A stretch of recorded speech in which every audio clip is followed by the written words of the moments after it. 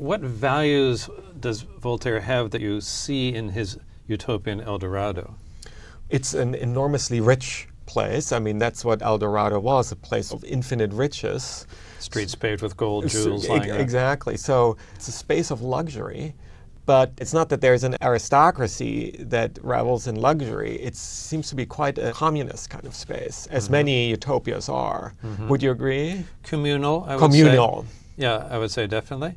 What about religion there? And what about technology, these two big themes of the book? They live in this world of material plenty, but they're not trapped by it. Right. So kids play with jewels on the streets. Right. Jewels are still good things to have, but now it's common property and kind of taken for what it's worth, not too much.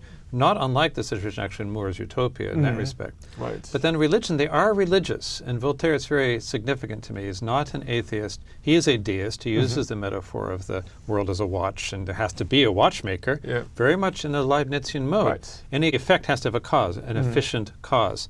So if there's a watch, there has to be a watchmaker. Right. If there's a world, someone has made that world. I think rather like Leibniz, this is what's so interesting, despite his satire on the best of all possible worlds, like Leibniz, Voltaire really believes a true world must be in touch with the harmony of the spheres of the physical world. And Voltaire's own interest in mathematics and in physics, optics, that he and Madame de Châtelet share, very much a part of this. So in Utopia, in El Dorado, people have a kind of natural religion. No priests.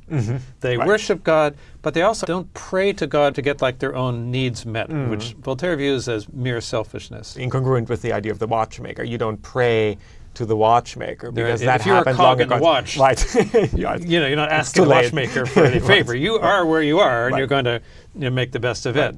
There's a kind of dark vision of this late where a Turkish religious figure explains to Candide, well, you know, does the captain of the ship really pay attention to the mice in the hold? Yeah. We are like the mice. Right. And still less are the mice going to gain anything by praying to the captain of the ship. Unlikely. I think in Voltaire's sense, you know, and like the people in El Dorado, it's a matter of understanding that we're too small to really know our creator. Yeah. That would be kind of a just narcissistic ego projection to think the creator is like a big version of ourselves. Rather like the mice on a ship or like the little creatures visited by the aliens in Micromegas, we're part of a system far too big. Someone has made it, and you're better off if you're in touch with the harmony of nature, of the world, of this divinely ordained and beautiful universe. It's interesting that the uses of satire, to come back to that, because after this earthquake in Lisbon, the first thing Voltaire does is write a poem on the Lisbon earthquake in 1755, more or less saying, you see, anyone who thinks this is best of all possible worlds is kidding themselves, look at all its death and destruction. Very melodramatic poem. Right. To which Jean-Jacques Rousseau writes an angry letter saying, Monsieur Voltaire, you're taking away all hope from us, and more than that, you're putting the blame on God, you should put the blame on human relations here. People built these tenements close together that were going to fall. People stay in Lisbon when the earthquake starts to rescue their possessions. They care too much about that. These are human social issues. You should pay attention to that, not just to this abstract philosophical critique. So in a way, Voltaire changes genres from a sort of philosophical poem towards a satire.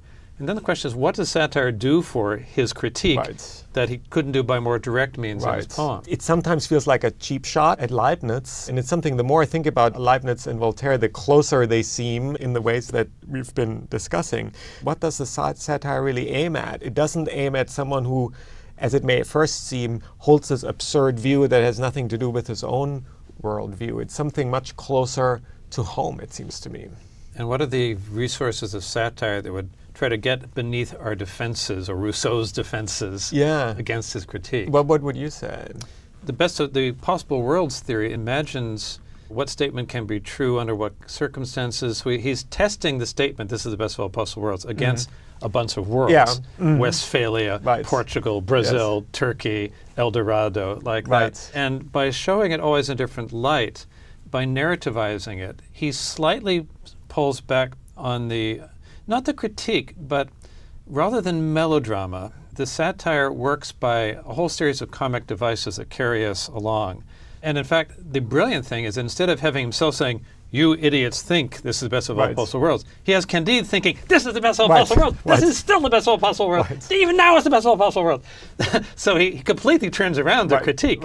So we are now led by the narrative to see how silly Candide's optimism is.